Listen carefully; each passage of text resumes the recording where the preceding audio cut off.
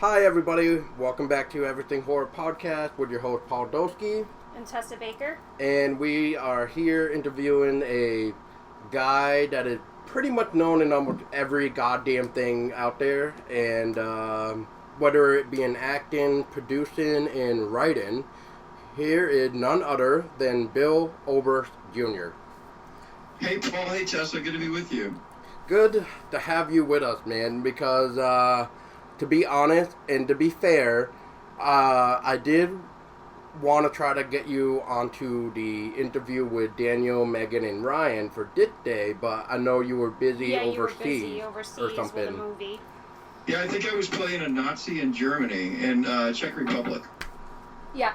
Okay, so that's where that image comes from. Yeah, that's where that image comes from that he sent to you, that he showed you, Yep. that we could have used Okay. for the interview image. Good. All right, cool. Now that's out of the way. So Bill, for anybody that had maybe never heard of you, which surprisingly a lot of people who I've even asked over the week, because I was trying to maybe get different type of questions from different people, and they're just all like, I don't know who he is. And I'm like, oh boy. I'm like, have you ever seen like CBS's Criminal Minds or like anything horror or not horror related? No. No. Okay. Well then, yeah. So Bill, pretty much what I'm trying to say is, because I know you and me were talking about it via email, I'm pretty sure if you were to ever have a vacation here in Vermont, I'm pretty sure you could get away with not getting recognized. Oh yeah, I mean I'm usually in makeup, and so I don't get recognized. And it's a really different world now. When I was growing up, there were 3 channels and there were movies at movie theaters. So if you were a movie star, everybody knew you. But now it's a niche world. So like with I don't know how many hundreds of channels there are, and then all the VOD platforms, everybody's got their own little niche, and people within that niche know you really well. So I can go to conventions and sign autographs, but people outside of that niche have no idea who you are. So It's kind of weird. But I never take offense. I'm happy to tell people, hey, I'm Bill, I'm an actor. And, I usually kill people, and if I don't kill people, I'm making them wish that I had killed them because I have that kind of face. Which, yeah. I won't lie, you pull off a killer very good. And just to throw it out there, too, you make a great Abraham Lincoln, too. I'm like, he could actually pull off Abraham Lincoln really well. Yeah. Thank you. I really liked Lincoln. He was a great hero of mine. And I just lucked into that role. They had a Lincoln, and something happened between them and the Lincoln went away, and they'd already filmed one day. So the head of the Asylum Studios, David Lack, called me. It was 11 o'clock at night, and he said, "Can you get on a plane in the morning and go to Savannah and play Abraham Lincoln for 2 weeks?" Okay. I said, "Well, David, I'm 5'9". And he said, "We'll put you on a box. It's okay." And I said, "I haven't seen the script." And he said, "You can read it on the plane." And I said, "Well, I really sucked in your last movie that I did for you." He said, "I know, but I really need you to do this." So I did.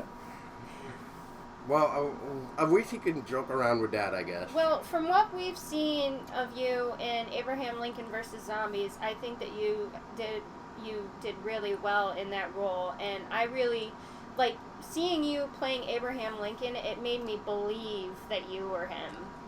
You were just so into it that I actually was like, wow. I was like, thank you, Tessa. I was like, he did so well with that. I'm not a good actor. I'm a really horrible actor, but I'm pretty good at becoming another thing for a short time. But I'm not good at pretending.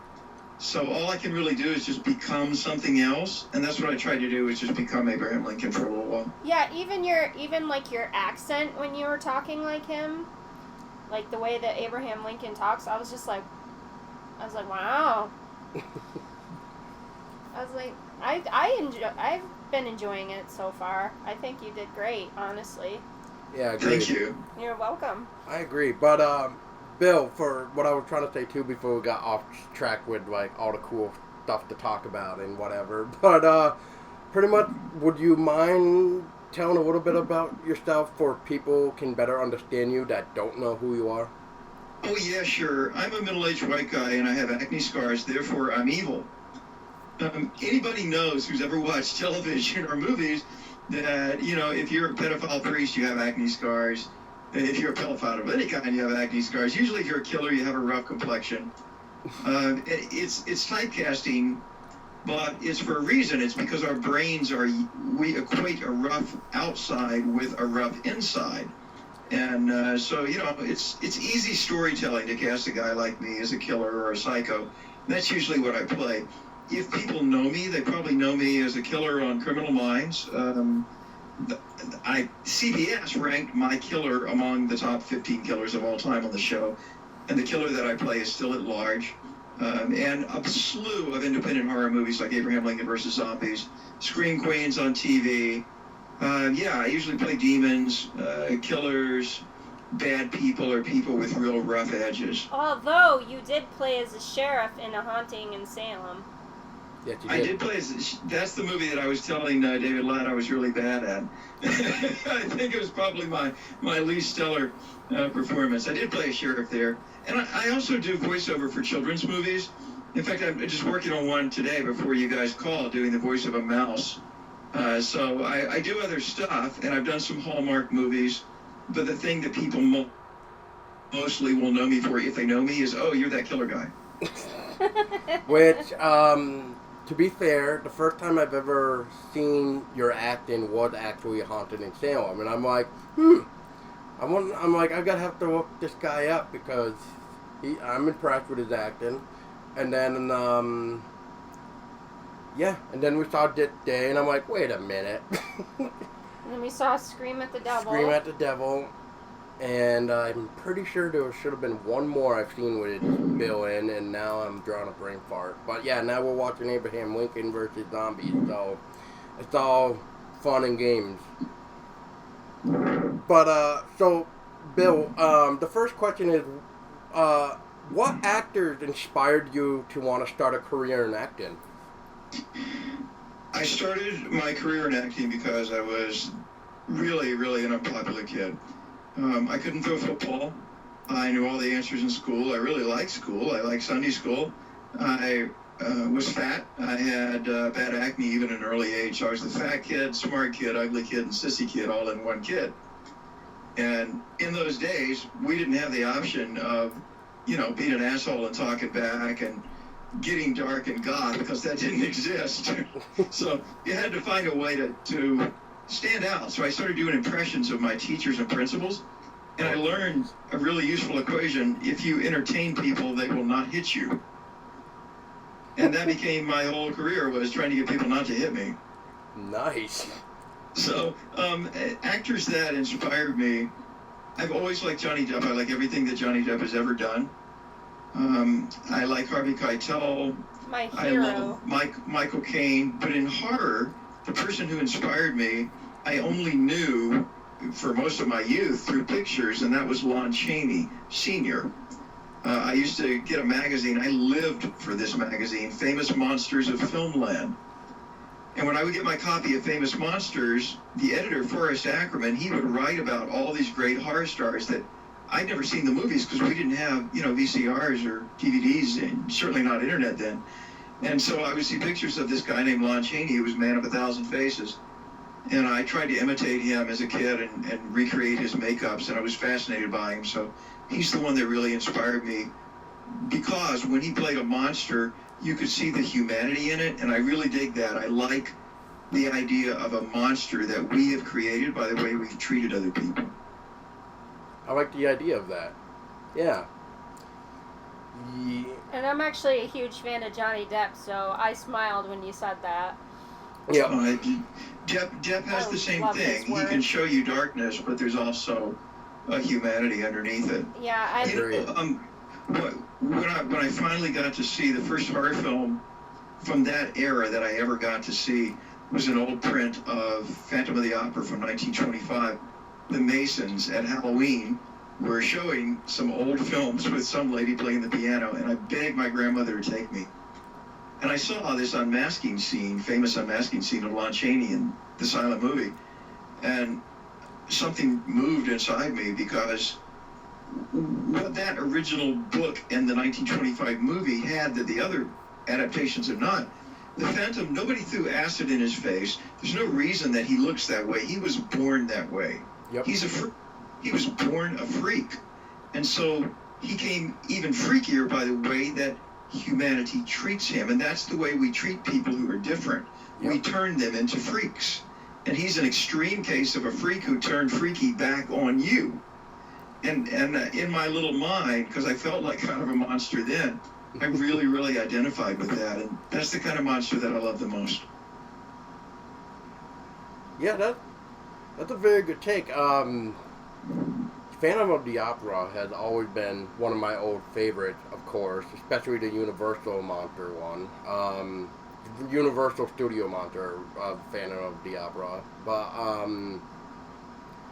and then you got that other one that, what was that? Was that 1999 or 2000 when that other one came out? The one that's not so creepy, but they tried to make it creepy. Are you talking about the one with Gerard Butler in it?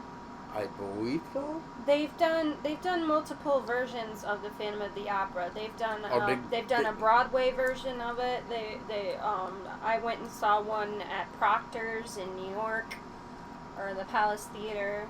Like, they've done multiple versions of it, and it's beautiful no matter how you see it, because Phantom of the Opera has always been a favorite of mine too. Well, and you know the attraction of that story is Beauty and the Beast. And that's sort of the archetype that gets played out in most of the movies that I've been in. I'm the Beast, and there's always sort of this virginal girl who has to go through this encounter with the Beast, and the Beast dies, and at the end the girl is still the girl, but she's changed. She's a little stronger now. That's like a very ancient campfire story that we're still telling through horror movies. That is true. That's how we build people to become, or women to be stronger too, because they first start off being weak, and they're like, oh no, I can't do this, and then they somehow, like, you know, that they go through a hardship. Yeah, that beast ignites a fire, and then next thing you know, they're just like, I'm taking you out, beast, and yeah. Exactly. Yeah, and then you get Sigourney Weaver, get away from her, you bitch, you know, and then it's like, yeah. Which, oh god. People need to just, I'm just gonna say it, people just need to just like do maybe one more Alien film, and that way it finishes up this new trilogy that Ridley Scott is ruining and people are not liking or are liking, and then they just need to just probably just let it be. I think Alien done its course, because clearly you're right, man, but they ain't gonna let anything be. No. Because everybody in entertainment is really frightened now, because it's so fragmented. So anything that millions of people know, it's going to get made over and over again. I'm sure that at corporate meetings, I'm sure they say, what property do we have option that people know? We've got, Dilbert. Okay, make a Dilbert movie, but we already made one. Make another one. Yeah. That's where you get the endless reboots. Well, what's really funny is I listened to this other podcast about, like, the Alien film. It's called Perfect Organism Podcast, which they do a really good job, but the amount of time they start to talk about how Covenant is, like, bad and blah, blah, blah, it just, you know, it brings me down to the point where the listener, I just want to unfollow the podcast, because it's just like, okay, well, can we just at least say why it's good instead of just saying, oh, they should have done something different. Oh, they should have did this and that. It's just like, all right, how about we just let Ridley Scott do this one last film that he supposedly needs to do, because of, according to him, it's a trilogy. Questions. Yeah, which, if anybody doesn't know, like Bill, I don't know if you read anything on it, but supposedly the next title of the Alien film is called Alien Awakening, and we're supposed to maybe see that next year or 2019. I don't know anymore. Anyway, the idea though is just that people are now bitching about Ridley Scott taking the role in writing in the films now, so they're kind of blaming it on Ridley, which I kind of see it because that guy does change his ideas like almost every 10 minutes. So it is hard to make a good movie. But if anything, they should at least pick a writer or two writers, and then that's it. And then Ridley Scott should just direct the whole thing because he's very good with creating the world around it. Well, I'm just gonna say this. I think certain movies should be left as classics and not remade, because classics never go out of style. And when people like take a classic and they remake it over and over and over again, it loses its luster after a while. And also another thing, people really need to start coming up with like more original ideas for movies instead of constantly remaking others. Like, And you know, Tessa, you're right, and they are never going to listen to you because when I say they, I mean in my experience, the big producers, I mean the ones with real money, not the indie people, but the people who can easily say 70 million, sure, let's do it. What they care about is how many people already know that product. And it's really sad. It is. Because, like, the first Freddy movie, that was an original idea. Nobody had ever done it. And it was great and frightening. And I don't know if it could get made today because it was a brand new idea. Well, they did try to remake that. yeah, and it did Yeah, but it horribly. wasn't an original idea anymore. No. All you got is, oh, well, how will it compare to the original? You know, screw that. Yeah. I'm with Tessa. Let it be. Make something new. Yeah, me and Tessa sat down and did an episode, and we called it "What the Fuck." What was that? Horror? What the fuck happened, or something like horror, that. what the fuck And happened. we were pretty much going back and forth about classics getting ruined because they can't think of anything new. Yeah, so disappointing. And I think one of the things that we did talk about was the fact that they did try to remake Nightmare on Elm Street with the guy that played as Rorschach in The Watchmen, and it did so horrible that even Robert Englund Englund left the himself theater. got up in the middle of the thing and left, like walked out. Yep. When, for an actor, that's a no-win situation. Yeah, you're going to make a lot of money, but you're going to be compared to something someone else has done. Yep. It's a horrible situation, you know, for Jackie Earle Haley. He did as good a job as anybody could have done. Agreed. But there was no way that he was going to do a performance. Everybody was going to say, wow, you've redefined the role. Yeah. Yeah. They made it more, from what I understood, they made it more of the original concept that they couldn't really do in the actual original that we got, or something like that. Because, like, okay, so what I'm trying to say is, like, in the first one, we got Freddy, who is, you know, just pretty much a maniac, and because of his dark past from the mother and the town and everything else. But then in this, He was a child. He was a pedophile. yeah, child now I'm killer. I'm hearing and stuff that he's a pedophile in the remake or whatever you want to call it, and it's just like, no, and this is not Freddy to me, even though it's just like, yeah, that was the original idea, and I'm like, it can't be, because it just doesn't work, in my own opinion.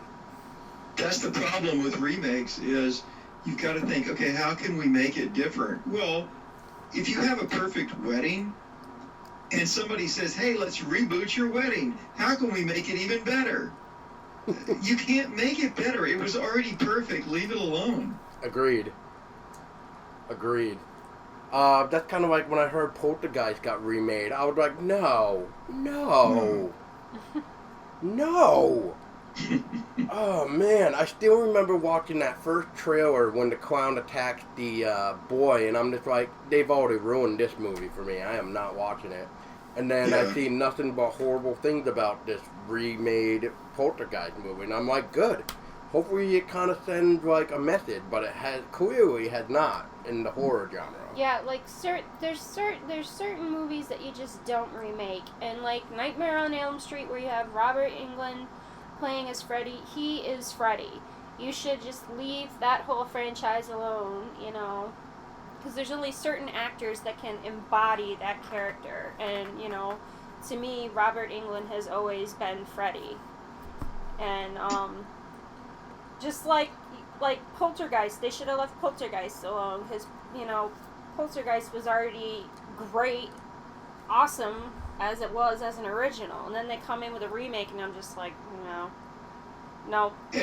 And we're speaking as fans of horror, but I can tell you from experience that the higher up you go in the business and the more money people have, generally the less they care about what the fans want. They don't care.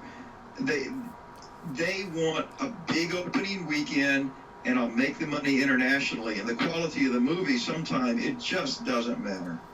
Yeah. I definitely can see that as well. I mean, look at like Alien with Ridley Scott. He trying to tell his own story while other people are trying to tell a story as well. So it doesn't really work out. So, and then you got like where Ridley Scott just directed The Martian, which he didn't take any role in writing that at all. And look at that movie, how that ended up. That was phenomenal. That was probably one of the best non-horror, well, sci-fi, I should say, movie I've seen in a long time that actually does very well with story, rather than it, you get thrown like one part of a story, then you get thrown another part, and it's just like, whoa, what is going on here? Because now I'm more confused, because now it seems like they want to make maybe a prequel or sequel to this that's going to have to answer more, but maybe they won't be able to, because what if the movie just completely goes downhill? It doesn't make the amount of money for it that it needs, and it's just like, I don't know how I can get into this. And that's kind of like, I was all excited with the new Friday the 13th movie, because it's from the way they had it, it sounded like an original idea. It was going to be the younger version of Jason Voorhees' mother, and that was pretty much going to go around killing everybody, from what I understand of the story. Pretty much how Jason Voorhees died, and how the mother went on her revenge for the campers killing her son. And then Rings came out that following weekend or whatever, and completely didn't make anything on opening weekend, and because of that they ended up canning Friday the 13th, and now we probably won't be seeing another Friday the 13th attempt for a movie until like 2019. So it sucks kind of being a horror guy, just like it was kind of sad to be a horror guy almost 3 years ago when horror genre was not doing so well at all. So I don't know, it just, I would like to say to your listeners that there's a lot of fantastic independent horror that is out there, but we're in a celebrity culture. And the first question that people ask is, who's in it? Who made it? Is it a director I've heard of? Is it an actor that everyone knows? Well, the answer in indie horror to those questions is usually going to be, no, you haven't heard, but you should take a chance, and you should support these movies and watch them. Because generally, independent horror is much closer to what I think horror is than the stuff that comes out of big Hollywood. But fans have to take a chance on it and support it in order for it to thrive. That's my whole business is, well, I mean, the catchphrase is movies you've never heard of. Because most people generally, if you walk up to them on the street and you say, Abraham Lincoln versus Zombie, never heard of it. Right. But these movies make money. They do really well because there are people who are willing to seek out independent horror. I agree with that. I usually try to look for the indie movies anyway, more than the big movies anyway, but unfortunately I do like my bigger Hollywood budget movies too, but I do tend to find myself liking more indie than I do Hollywood. Like, a couple of my favorite ones is like Dead Snow, Martyrs, I don't know if you ever heard of like Coldplay, but I mean that's just a few. Oh, and I can't forget the Spanish version of what people may know of Quarantine, but the original is actually called Rec, R-E-C, which that's really good. And I mean, I remember seeing Quarantine, and I'm just like, like okay, it's pretty much shot by shot, so whatever, and then they just made it a little bit darker. And then Quarantine, the Terminal comes out, and it's just like, what is this? And then you go and watch Rec 2, and it's something completely different. So, I don't even like that sometimes, too. Like, where the U.S. had to take something from, like, overseas and try to make a U.S. version out of it. I really don't like that. Like, Martyrs is a good example. Like, Martyrs is a French film. Very, very well done. Like, I still remember the first day I brought it home after purchasing it. And I even told my own mother to shut up because I was so, like, zoomed in to the TV because I couldn't stop watching. Like, I had to keep focused. And, of course, I apologized to my mother, but then the U.S. made a remake of Martyrs, and I don't even know what to think of it. It's just not even that, like, good, I guess. I don't know. I'm just ashamed with what the U.S. does to some of the foreign movies that just need to be left alone. Kind of like our classic horror films. They just need to be left alone. But, and anyway, we're getting way off here, but that's okay. But, going back, Bill, to about, like, who inspired you, but did you take any classes or lessons to act, or was it just mainly like what you were saying earlier, just, imitating other people kind of thing? No, I have zero training. Because when I was a kid, being an actor wasn't considered a viable career path, and nobody encouraged me to do it. So I went to college, and I took what was called journalism school, J school, which was, you take acting courses, but also you're learning to be like a TV broadcaster in case that doesn't work out. That was always the thought. And so, when I started out on the stage, I did 16 years of stage. And I learned how to do it by doing it and by failing. And then, by mistake almost, I stumbled into doing movies and TV 8 years ago. Moved out to LA and did that. And I've never had time to take any classes because I've always been working. My theory, and I tell young actors this, classes are cool, but they're not an excuse for actually being there and being on set. The only way you're ever going to learn to do anything is to make your mistakes. And you've got to get in there and just start doing it. The main qualification for being an actor is being willing to make a fool out of yourself. Now, did that also go with, it also depends on, like, the director, of how the director wants things done, too? Like, you know what I'm trying to get at? Like, if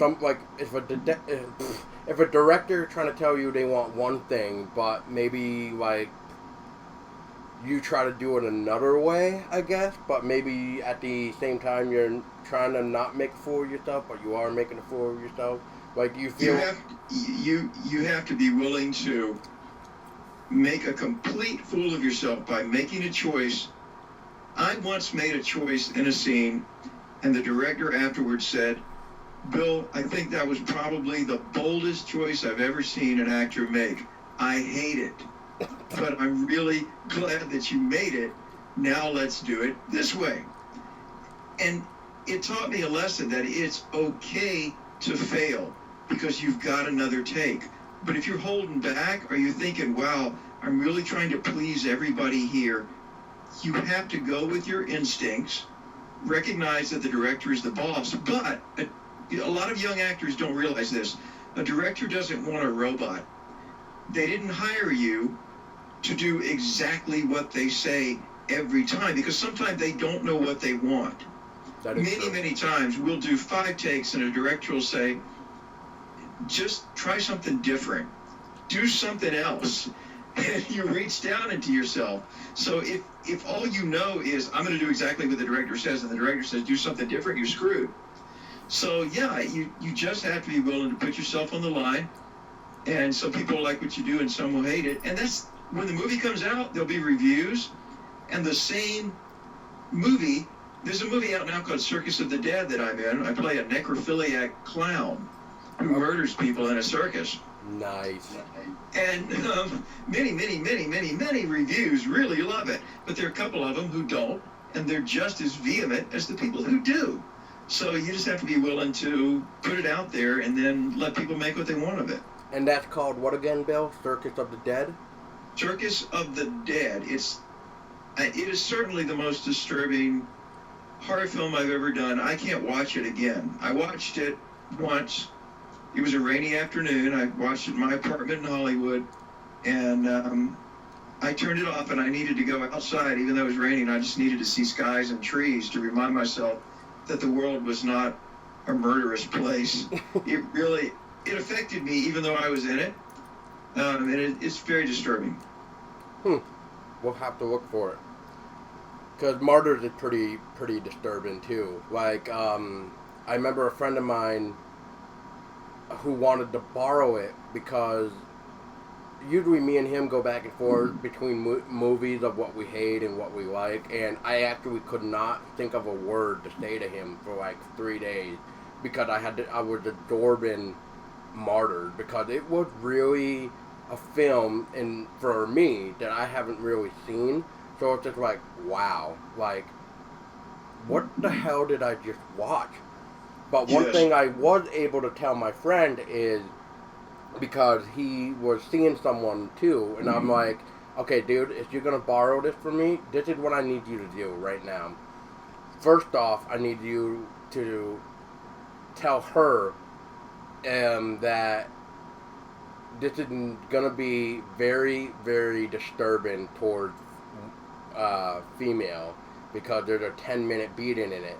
But unfortunately, like, the 10-minute beating of the female and like what she's going through is pretty much the outcome of the story as well, because you're watching them create a martyr, which is like a rare I forget the word they use, rare like species, I'll say, for lack of a word, but out of for people, because some people can't trigger this martyr where pretty much they're like so close to death but they don't die, and they can like see a vision and then they come back into the real world kind of thing. Like they can almost see like the afterlife is what I'm trying to say, and then when they come back from their vision, they can tell the host or leader what they saw. It's pretty much the beyond the movie, but I mean that's not really all of it too. There's more to it than that. So, but that would be like my disturbing movie. Tessa, what about you? What would be your most disturbing movie you've ever seen? Martyrs. Yeah, see. Martyrs, definitely. I would like to recommend to your listeners a micro-budget film, which is a mix of art house and horror. It's called Coyote. And it's done by a young director who usually does art house films in St. Louis. His name is Trevor Yinger. And he asked me to do this film with him. We had virtually no money, and we just went out into the woods and made this very, very, very strange film. It's about a writer who can't sleep, and he comes to believe that if he falls asleep, he's going to die. And so most of what happens in the movie, you don't know if it's real or if it's his hallucinations. And when we finished it, Trevor wrote me and he said, I'm editing this movie. No one is going to want to watch this movie because it makes you feel like you're inside the head of a mentally ill person. Oh, and I said, Trevor, are you crazy? Horror fans will really, really like this, because he usually does art house. And that's indeed, it does make you feel, was what I just watched real at all?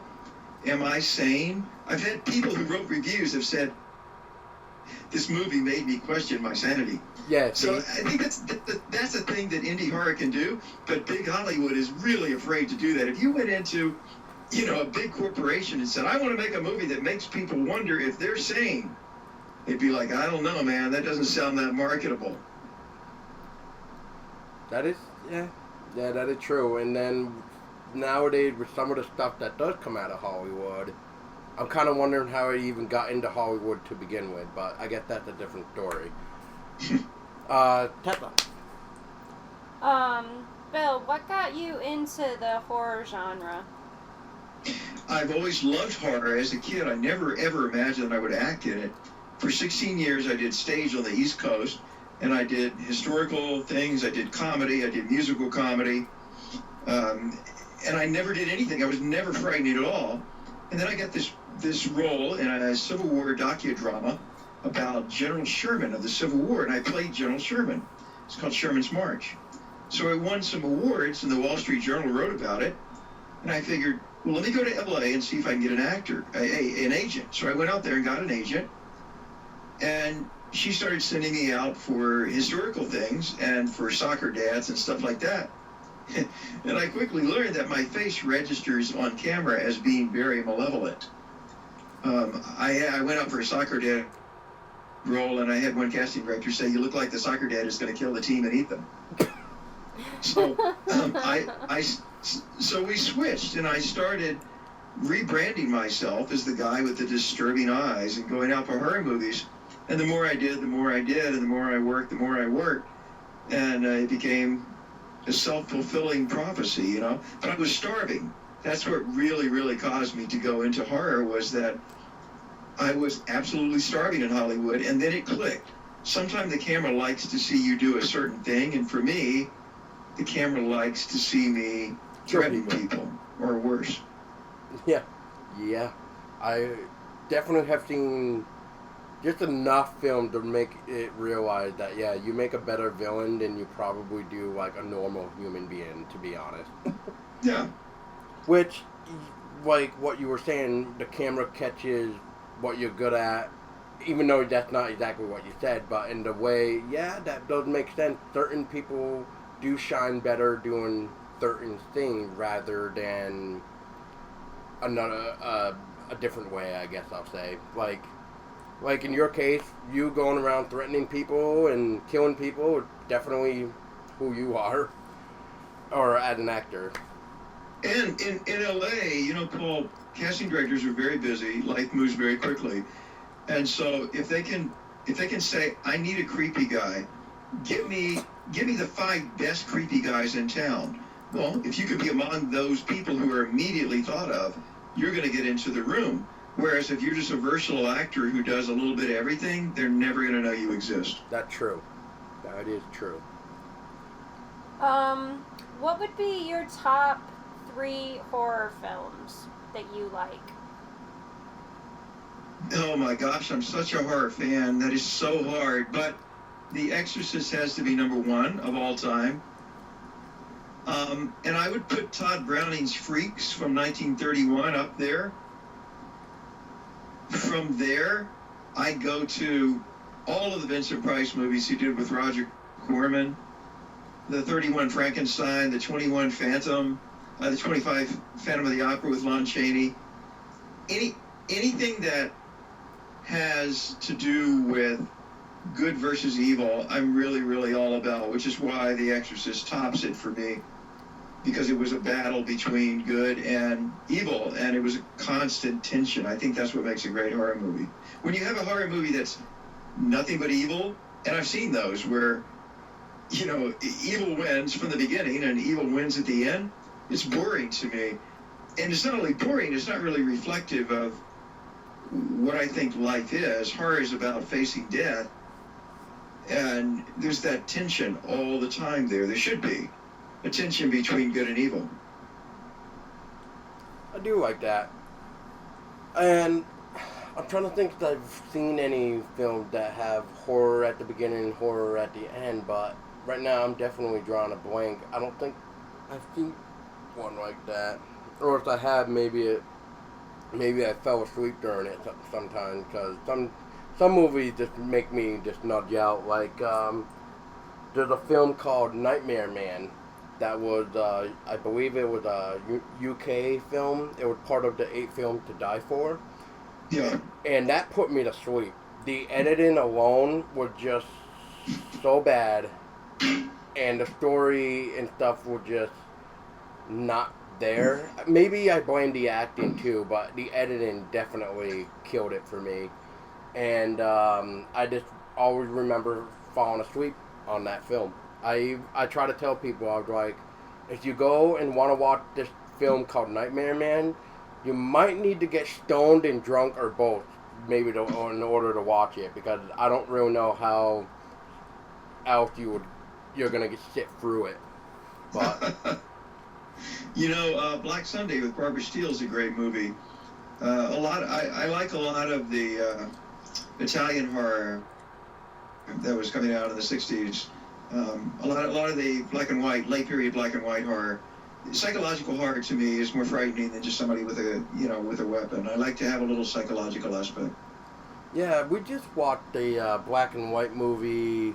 When was it? Like 2 months ago, maybe, called The Eyes of the Mother. Yeah. Hmm? That was actually really good. Yeah. Like, very interesting. Like, I'm trying to remember if the female daughter in the film like got brought up watching death around her to the point where she became obsessed with kind of doing torture to other people. Mm-hmm. And that she would even go out of the way to try to, quote, start a family, end quote. So, like, what I mean by that is, like, she was walking on the road one day, or one of the times, and this nice lady went and picked her up with a child, like maybe a 6-month-old child, and then the lady wanted to hold the baby, but the driver was trying to say, oh, but we need to get going, yada yada, and she's like, well, it'll only be for a second. Well, that second turned into her snatching the baby away from the actual mother and running off. But then, like, you pretty much should know what's about to happen. The mother gets kidnapped by the crazy one and, yeah, get tortured. Yeah. That was really weird, but it was also very well done. Another favorite silent, since we're talking about silent black and white, or not really silent, but I'm just going to say it anyway, but one of my favorite black and white and silent films is Nosferatu. Absolutely. And I actually just watched it in color, even though it's not black and white, but still, even with the way they did the color for the version that I have, it helped, I guess. Like, it actually helped you have a better understanding of when is exactly morning and when it's actually night.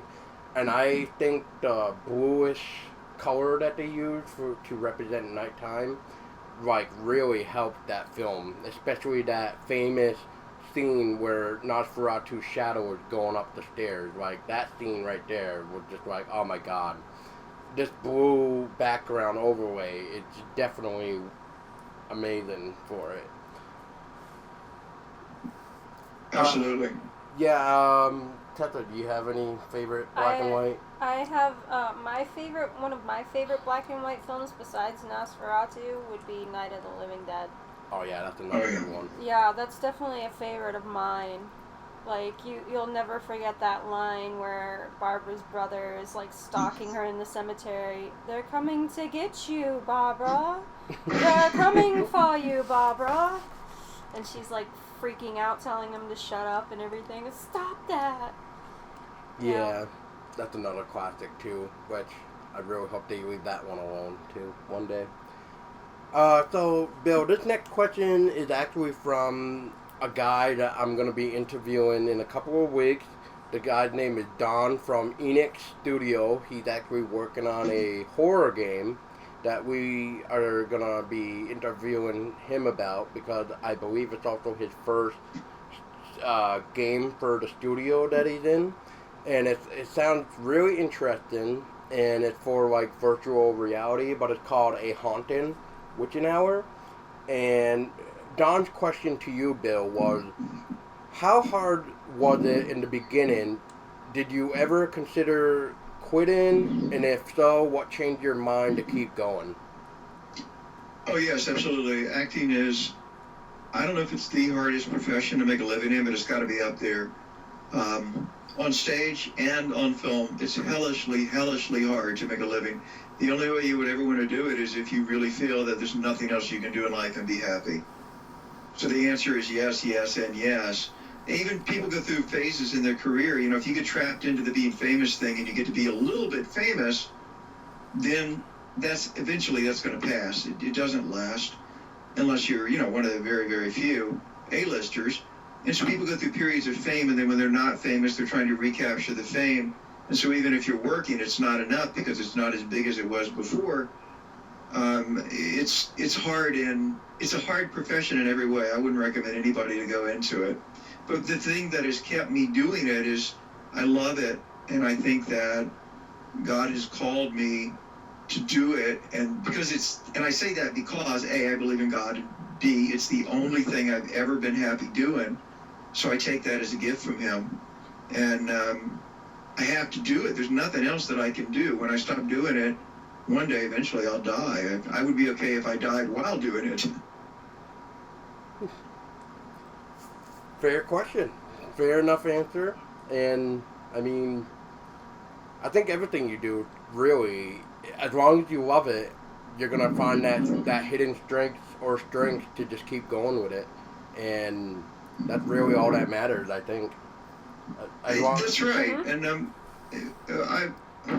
you know, there are some actors who are like, oh, I really, really love the craft of acting. That's what I really get off on is entertaining people. I like the thought that people who might have had a really hard day might watch something, a play or a movie or something I'm in, and they might for a little while forget how hard their life is and be entertained. That's what I really, really like the most about this profession is entertaining. Yeah.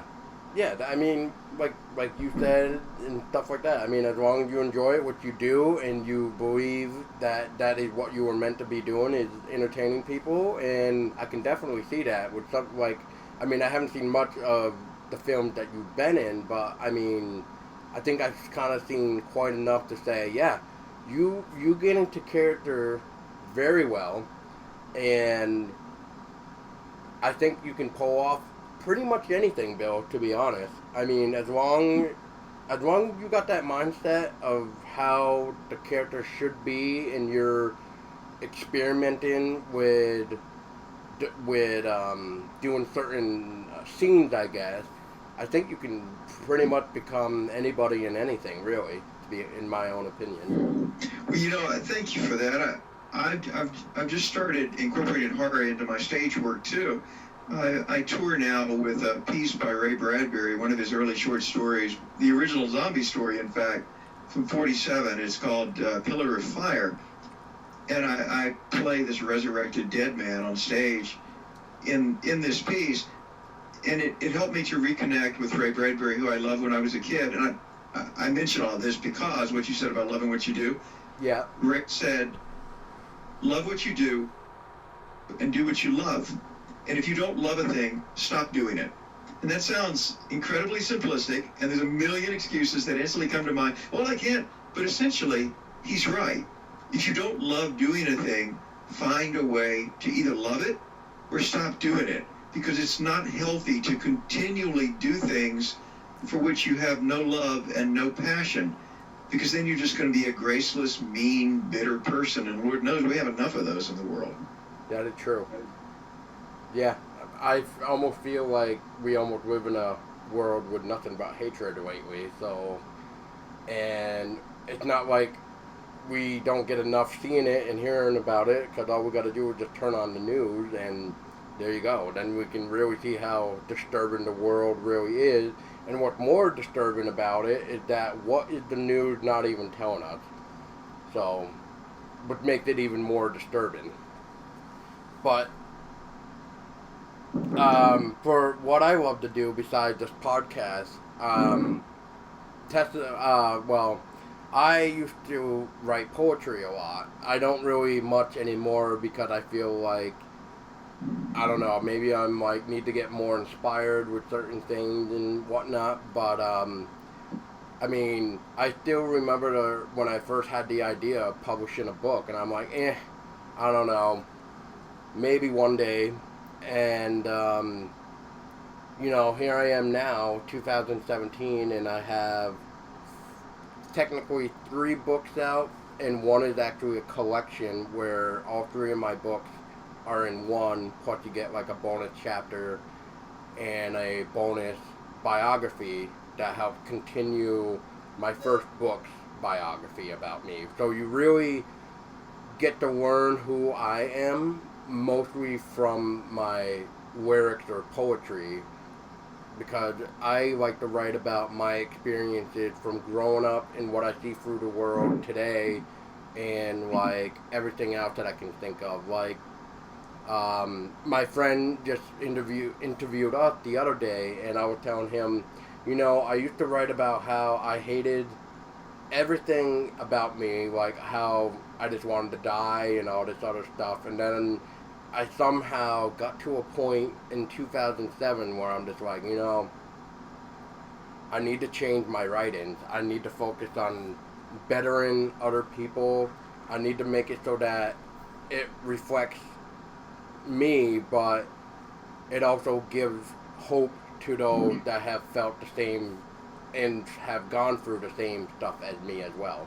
To show them that as long as you are still fighting and breathing, you can pretty much get through everything that comes your way.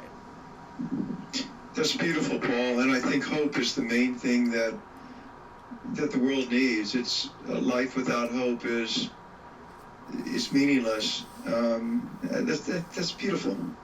Thank you. And Tessa, before me and her actually got together, we spent 6 months,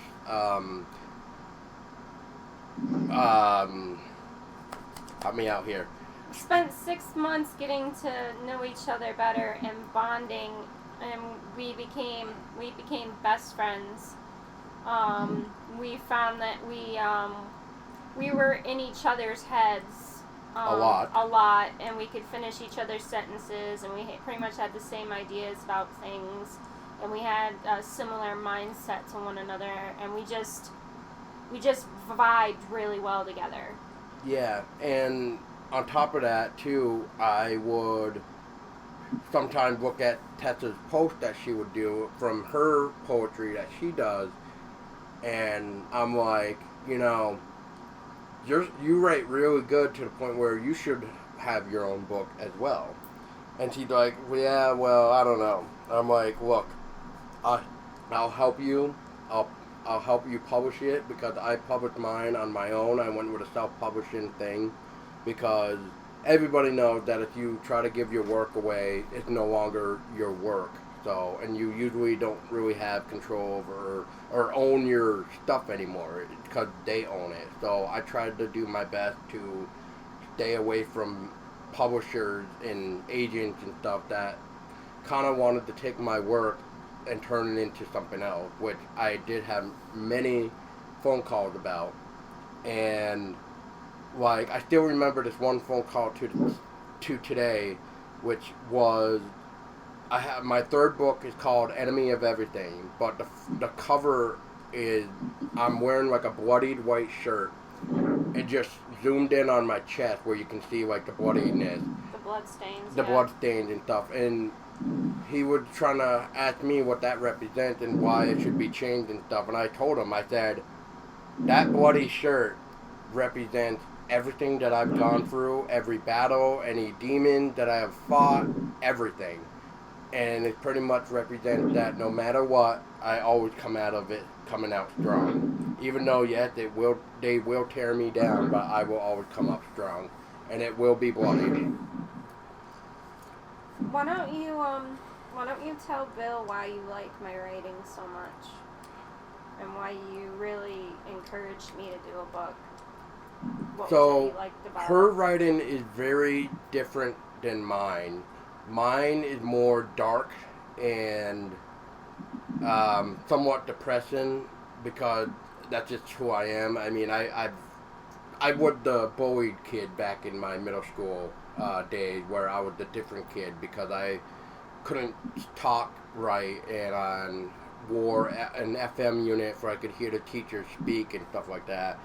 And then when I look at Tessa's writing, it's pretty much the stuff that I can't really write, which is like more of a light in the darkness type thing where she brings out the light in people or herself and within her words. And I think Tessa can help me describe more of her writing because she's pretty much a mastermind. My writing is like what Paul says, like we're more of like the yin and the yang to each other. He's more of the darker aspect, and I'm more of the light, the hope. And his writing shows the struggles that he's gone through, everything he's been through, the battles he's faced. And then you have mine, where I show a different perspective on going through battles, and despite it, I'm still hopeful. Like, I don't let anything extinguish that light. If anything, everything that I've been through, it makes the light or the hope in me burn brighter. So I try to reflect that in the way that I write. And my writing is sometimes it's very emotional. It's meant to touch your heart. It's meant to tug at your heartstrings. It's I'm sometimes better at expressing emotion, like more like love and things than darkness, but I'm also learning to accept both the light and the dark that is within us all, and that's actually being reflected more in my second book that I'm working on. That's tremendous. And Bill, I know you write, so I did want to ask you that I did read, I think, an article the other day. Maybe this might be an article, but you can help me out too. But you ended up reading a piece of Edgar Allan Poe's The Raven, I think it was, out loud. Yeah, it was for a podcast. A friend of mine named Reed Lackey, who's a minister actually, and he's also a big horror fan. And he wanted to examine some Edgar Allan Poe, so he asked me to do a reading of The Raven, which I did, and I enjoy doing. I do audiobook narration, and sometimes that includes poetry. That's awesome. And do you write or have anything out of your own that you have written? I write mostly nonfiction. I write essays. I really, really love the essay form. If people want to see a sample, they can go to my Twitter or to my Facebook, which is my name, Bill Oberst Jr. And there's a piece that I just wrote for Medium.com, which is founded by the guy who started Twitter, and he started a place called Medium, which has a lot of different articles. But I wrote an article on the use of the F word, what I think is the overuse of the F word in movie scripts. And so, yeah, they'll see there's a link to that on my Facebook page and my Twitter. Yeah, so that's what I usually write. I love to analyze. I love ideas, and my favorite writing tends to be nonfiction. Nice. So the next question would be, Bill, what film would you say is the least favorite? Like you wish you pushed yourself more, like you acted a little bit more for it or something. For me personally, that would be A Haunting in Salem. It's one of 4 asylum films that I've done. And I would say that because A Haunting in Salem came at a time when I was really becoming like the indie horror guy, the go-to horror guy. I was doing like 12, 13 movies a year. And so this guy, my character, was a family man. He was a hero in a haunted house. And he was a hero sheriff. And I don't usually get hero roles. So I was bound and determined that I was going to be a straight arrow hero. Well, they ended up, I think I was close to 50 at the time, and they ended up casting someone as my wife who was significantly younger. So the mix-up, the match-up there was odd, so I was obsessed also with trying to be very youthful. So I was very concerned about my makeup and my hair, and that plus trying to be my idea of heroic ended up with what I thought was a really stilted performance. And for that reason, it's not my favorite. In fact, it probably is my least favorite film performance. The lesson being, you have to be who you are, and you can't be trying to fit into a box that you really don't fit into. I was so careful about my hair in that movie, because I thought it would make me look younger. And one of the reviews said that I looked like a mummy in a Justin Bieber wig, which I thought was a really, really great line. And so, yeah, it taught me to be who I am and embrace who I am. And the movie I did after that was called Children of Sorrow. I played a cult leader.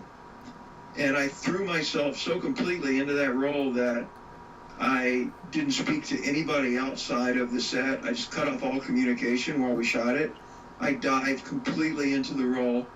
And it's one of the performances that I'm most satisfied with. So, yeah, that's the moral. You got to be who you are. Yeah, and that kind of reminded me, what you just said there reminded me of a guy that played Jason for Friday the 13th, which I think it was part 2. The guy completely ignored everybody. Sat by himself, isolated himself. Yeah, he isolated himself so that way he could be... Stay in character. Jason. And like what you were saying, and it sounds like it really does help, because why would you want to be filming a bad guy or being a villain where you're like dancing and like joking and laughing, trying to kill the person kind of thing? Like, yeah, I mean... But a lot of people do it. Yeah. A lot of people, particularly smartphones, have really, really changed acting. Oh, movies, God, yeah. Because everybody is always on their phone.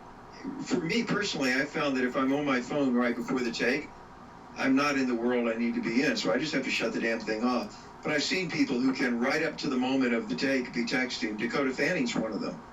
And she's a wonderful actress. But I had her in a police car with Jennifer Hudson tied up in the back. And, I got to shove Dakota Fanning out of the car, and she has to cry. And right up until the second they called action, she was texting. And then she slips the phone underneath the blanket, and she cries real tears. I mean, she's tremendous, but I can't do it. So I have to have that isolation. And since the experience of Haunting in Salem, since Children in Sorrow following it did so well, that's the way I work now. I always isolate myself. That's good. That's probably the best thing to do anyway. And I mean, I'm not saying that with just like everybody, because I mean, everybody works differently and can,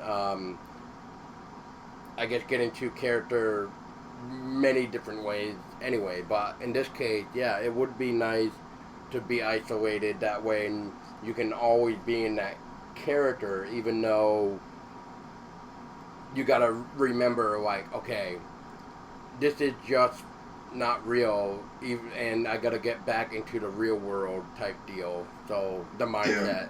So I think that's actually something we were gonna ask you anyway. Yeah, we did, but that's later on. But I'll let you take the next question. 7. What would be your favorite film that you acted in? That's an easy question, and it's not a horror movie. It's called The Retrieval, and it's a coming-of-age movie, and it's set in the last days of the Civil War. It has a largely African-American cast. It's about a young African-American boy who has to make the choice of his life. And I play a slave bounty hunter, and it's won just about every award that an independent film can win. Reviews in the New York Times, and just, 5-star review after 5-star review. It's the most honest story I've ever been in, and I think the most meaningful story. So yeah, that's the answer. It's a film called The Retrieval. We'll have to look at that too. Yes, we will. What was it like to play as Abraham Lincoln killing zombies? It was wonderful to play Abraham Lincoln. It was strange to play him killing zombies. But the director, Richard Shinkman, really helped me out. I said, what kind of Lincoln do you want? You know, hoping against hope that he wouldn't want kind of a parody of Lincoln. And he said, I want the Lincoln on the penny. I want the real Abraham Lincoln. And I want Lincoln. And, oh, incidentally, he happens to be fighting zombies. But I want him to be fighting zombies just the same way that he would be if he were just, you know, fighting Confederates. And so that helped me a lot. He's still Lincoln. The only weird thing was swinging the scythe. That was Richard's idea, to have this cool scythe that he could just whip out of nowhere. And I broke 3 of them. There were only 4 of those props made, and I broke 3 of them. And I broke them by too aggressively swinging it backwards. Because if you look at the thing, you can see that in real life, you'd have to have a hell of a bolt on the top of that thing, because the blade, the weight of the blade will just pull the blade off when you rip it out of your pocket and throw it back behind your head. Yep. That's what happened for 3 times. 2 times it did that, and once I broke it on a little zombie girl's arm, because she put her arm up and it was a prop, you know, so it broke. So, but it was very, very cool to play Abraham Lincoln. And once we settled that he was still Abraham Lincoln, even though he was killing zombies, it was a lot of fun. I only did one ad lib that was out of period, and that was just to make the crew laugh. When I was getting ready to kill one of the zombies, I said, "Emancipate this," and the crew laughed, and so they said, "Let's just shoot that once." So they shot it, and then damned it, the editor didn't keep it in. Nice. Yeah, I remember seeing that one first on Netflix like a while ago. I never got around to see it, unfortunately, until now. Like, before this interview, we started watching it, and we're 42 minutes into it right now, and we're both enjoying it. But one of the other things that I thought was interesting is that other Abraham Lincoln one. It's Abraham Lincoln, the Vampire Hunter. Now, Yes. I don't know if you gotten a chance to see that one, Bill. Oh, of course, yeah. That was the whole reason Abraham Lincoln versus Zombies was made. There were 3 Lincolns out that year. There was Benjamin Walker as Lincoln and Abraham Lincoln Vampire Hunter, and of course Daniel Day-Lewis and Spielberg's Lincoln, and then mine. So the Asylum, being the Asylum, they said theirs to come out 30 with a very similar name, 30 days before Abraham Lincoln Vampire Hunter. So okay. it made a lot of money because of that. But I saw Vampire Hunter, yeah. Yeah, I thought that was unique and weird at the same time.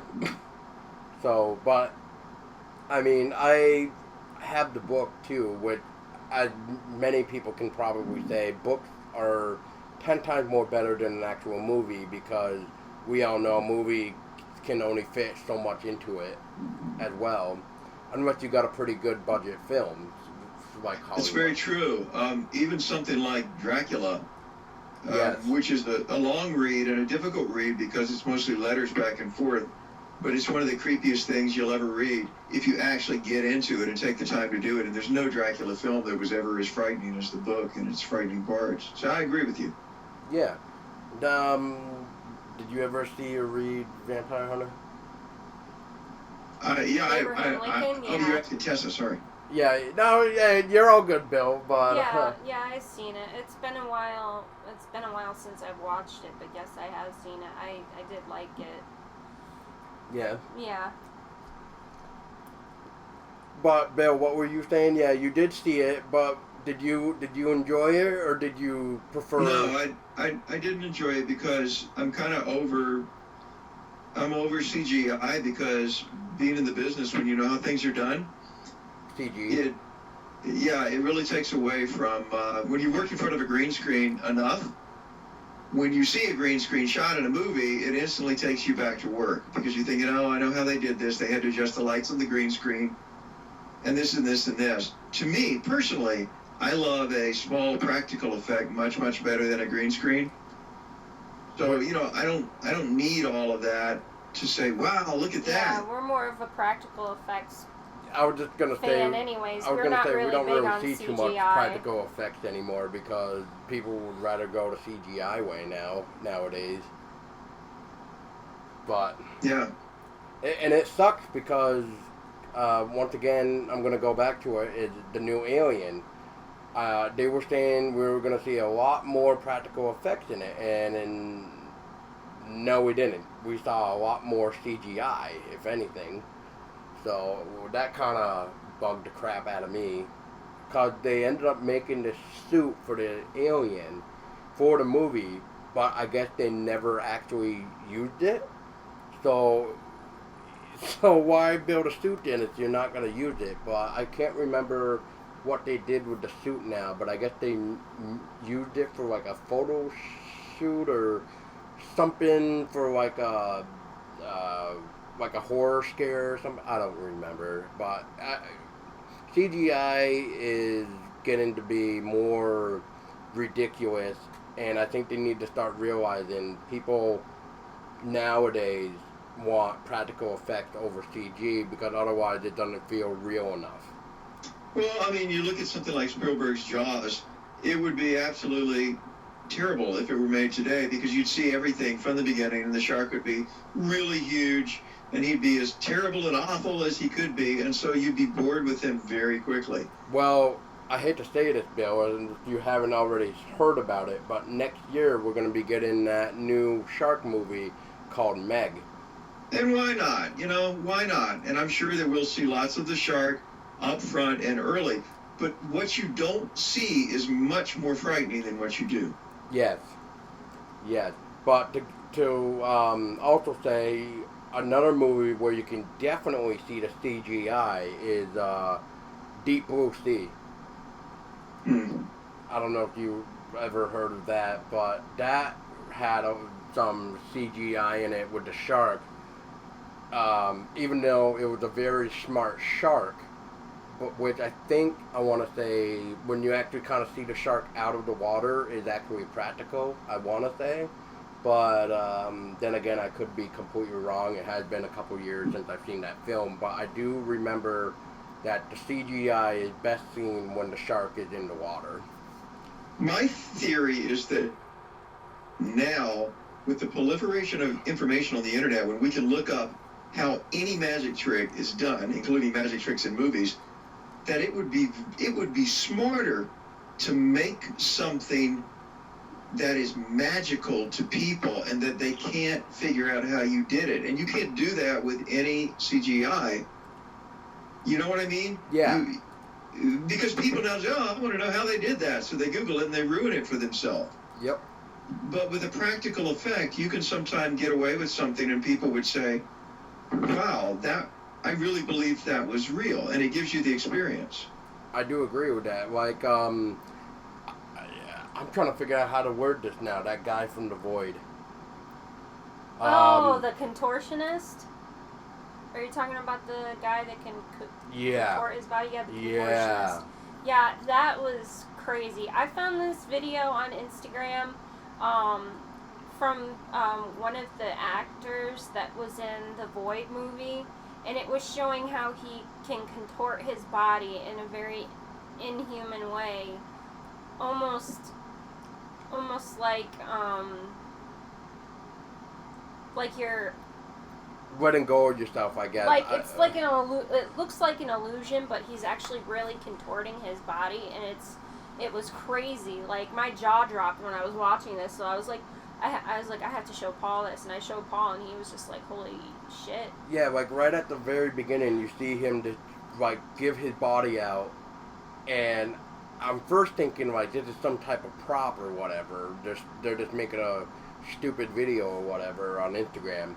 No, then the guy literally start like walking backwards and moving in like non-human ways, and it's just like, holy crap, like this guy should be in more horror movies.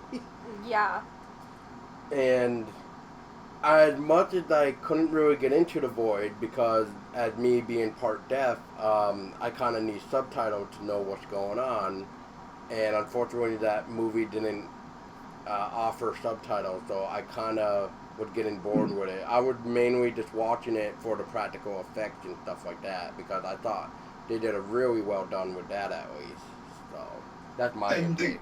The king of practical effects, of course, was Dick Smith, who did The Exorcist, which has that great contortionist who walks backwards down the stairs, doing the spider walk, and that's true.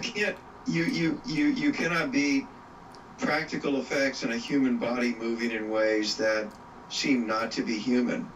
It's very, very creepy. Agreed. And I think that's what would make more horror seem more real, is having those type of people in it, the ones that can actually move non-human, because then you're sitting in your chair like, how can somebody move this? Like, and if I saw something like this is gonna creep me out, rather than CGI where it's just like, this again. Yeah, because we saw him doing this as a human, no, not in makeup or anything. And then we watched the Void movie, and we saw the creature that he was portraying, and we're like, wow. Yeah, like he did it so well, where, yeah, this guy should get hired more. I'm just gonna put it that way. Yeah, it wouldn't surprise me if he was if he was in. Do you remember the guy, the old guy in The Unborn, that contortioned himself and how he moved? Movie. Well, I'm just saying. I'm just using it as a reference. I remember. I'm using it as a reference point because there was a. Maybe Bill might know. There was a similar, there were similar movements of how the actor was in that movie in comparison to how the guy. Right? The old gentleman guy that was in the wheelchair, he got possessed by the thing, the demon. Right. And his body started to contortion in an inhuman way, and he started to move like the guy that I showed you. Okay. I'm gonna have to rewatch it. I don't remember I'll have to really point it out to you when we're watching Unborn. it and show you what I mean. I think I know which part you might be talking about. But yeah, anyway, I don't want to get too off pace here. But okay, so Bill, so this is going back to A Haunted in Salem. So since you acted in that, now this is asking you as yourself, not like acting wise, but do you believe in real spirits? Yes, I do. I'm a Christian, and I believe in the spiritual world. I believe that there's evil. I believe that there's good. What I don't believe in are humans who hang around being neither here nor there after they're dead. But I do believe that there's a spiritual realm, and I believe that there's good and evil in that realm, and that there's often battling going on that we don't know about. That is true. Which the naked eye cannot see so much, but then we can almost sense it in a way. Yeah. Just by our hair sticking up, goosebumps, that type of stuff. Well, this is a very, very interesting field of research, and it gets back to, are we more than matter?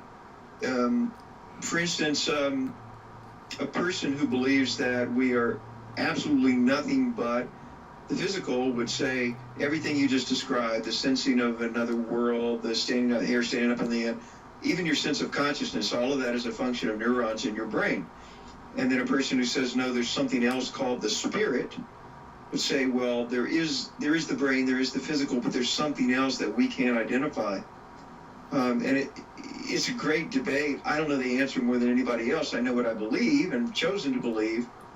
But it's fascinating to think about. But I think most people who like horror movies have the suspicion, at least, that there is such a thing as evil in the world, and that there are spirits in the world, I think. Yeah, I mean, I've had some experiences with, I'll just say the unknown, because I don't really know who could have done it otherwise, because, just like a real paranormal investigator would do, we would try to debunk it. Which, some of the times when my experience has happened, with a friend, of course, me and him would literally go, okay, like was his sister just trying to play a prank, and like somehow would manage to like unlock the door and open the door and then like run away, but we're like, no, like, 'cause we would hear her run off, and then because it's that old wooden floor that always got that sound of old wood and stuff. So there's a lot of weird things that I've experienced. So it's always been a fascination to me, because I do remember I was never really a believer in it until I've had my own experiences, and then I was kind of like what you said: are we more than just matter, and is there really something else that is going on that we can't see, kind of deal? So yeah. Since you opened the door to this, may I tell you why I actually enjoy playing evil people? Yeah, go for it. Because as a follower of Jesus, I believe that there is the evil one, or the devil, the great demon, Beelzebub, Old Scratch. I believe that. And I believe that I'm choosing my words carefully because I don't like to use cliches, so people get the idea of, the guy with the pitchfork and the tail, the Underwood devil. But I believe that the devil, to use, for want of a better word, that his greatest weapon is for people to say, oh, there's no such thing. And so when I play evil, I take it seriously, and I want to play it so convincingly that you make them believe. Yeah, that people their skin will crawl a little bit, and they'll think, I wonder if there really is evil in the world. And that's my way of calling the devil out and saying, you son of a bitch. I'm pulling the sheet off of you so people can see that you're there and can see what you can do to their lives if you run rampant in it. And to me, the signs of the devil running rampant in life are greed, selfishness, intolerance, just pure meanness. It doesn't even have to be, you don't have to be a serial killer. You could just be a hateful, mean, self-serving son of a bitch. Now, we were referring to I would say the devil's up in you. Yeah, that's true. Now, that like on the same line as like the 7 deadly sins, because that's what it almost seemed like what you were kind of going with. Well, in a way, like greed, lust, envy, wrath, pride, envy. Yeah, if you've surrendered to those, I think the word sin gets thrown around. To me, if you consider your own needs to be more important than anyone else's, including the people you love, that is sin. It doesn't really matter what the need is. If I got a cake in the one piece of chocolate cake left, and I know my kid loves cake, but I'm going to eat that damn cake first so that little son of a bitch can't get the cake, then I put my own needs ahead of his, and that is a sin. So the sin's not gluttony, the sin is selfishness. You know what I mean? Yeah. If I've got to go and see this movie, even though my family really wants me to be home tonight, but I really want to go see this movie, and I'm going to go anyway just because it's what I want to do, and damn it, I deserve it, that is sin. So that's how I define it. Okay. It's selfishness, pure selfishness. It's narcissism. It's considering yourself to be the center of the universe. That is true, and we almost see that a lot. Well, I kind of see it a lot anyway, but maybe that's because I work in a place where it seems like everybody's got to put themselves before others, I guess. And I don't know. I mean, maybe that. I know because of my history of being bullied back in the day has turned me into, well, I don't really want to say it this way, but I mean, it did kind of turn me into like a weird, you could say, monster, because, when you get picked on for God knows how long, like for, let's see, so if you're 5 years old, you're going to be what, probably kindergarten. So, and when you get out of middle school, you're going to be 12 years old. So you're looking at like 8 years of your life being treated like you're somebody different. Yeah, that's gonna change the way you look at the world and everybody around you. I know. I'm with you, Paul. We're freaks. Yes. We're freaks. Yes. And that's okay. The world needs freaks, you know? Yeah, oh, yeah. Oh, God, yeah. I mean, me and Tessa are known as the creepy couple. So every time I hear that, I'm like, well, at least I'm doing my job. At least we're doing our job. Like, we're just being ourselves. We're not being something that we're not. Yeah. Love it. Yeah, like, Bill, I don't know if I don't think I did when we were talking email, but, did I ever tell you how me and Tessa first met, too? Like, how we... No? Okay. Well, Tessa's gonna help me this, because I always love having her explain the very ending, because it just sounds much more better out of her lips than mine. But, so, the story goes... And I'm sorry, listeners, I know you've probably heard this like maybe 3 or 4 times now, and you're probably not going to stop hearing this, so I apologize.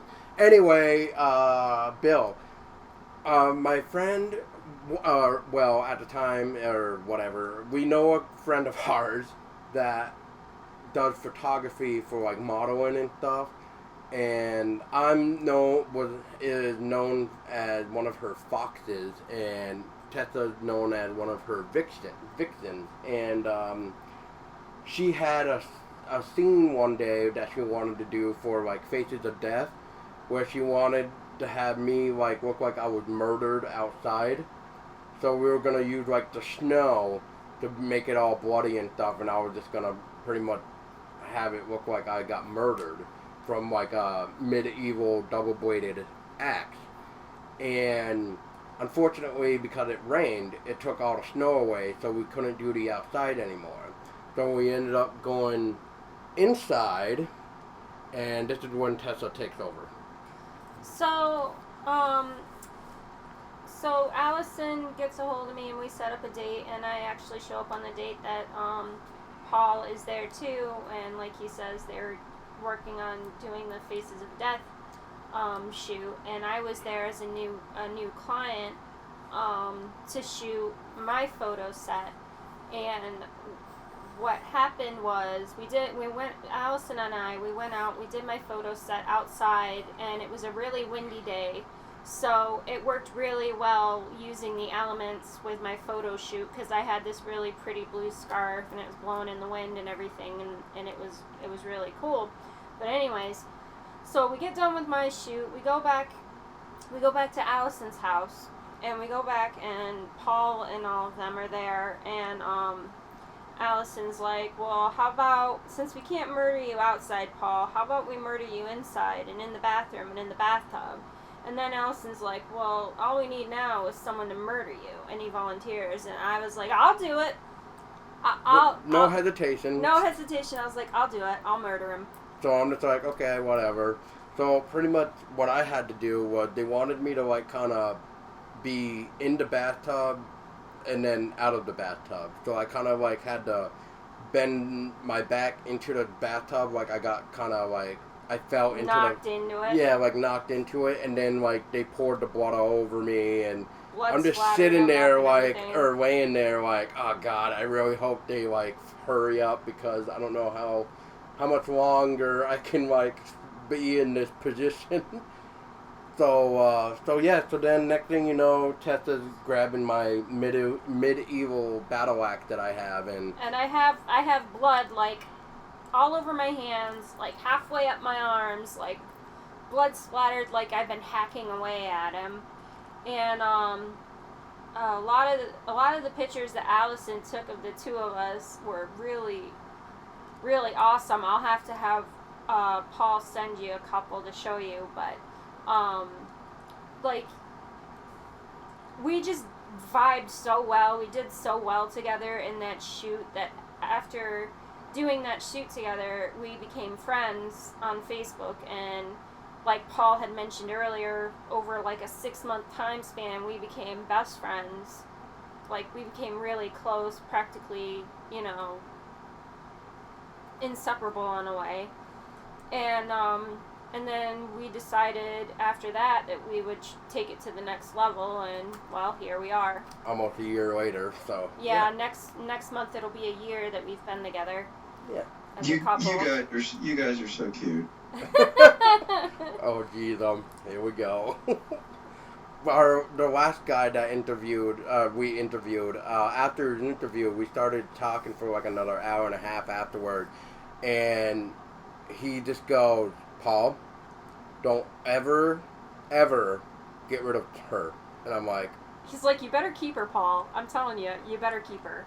So she's a keeper. So I'm like, after the phone call, I'm like, what is it that makes people just go, don't get rid of you? And it's just like, I'm not planning on it, because everybody knows if I do like hurt you or get rid of you, you already know our one friend is going to come and murder me and kill me anyway. So...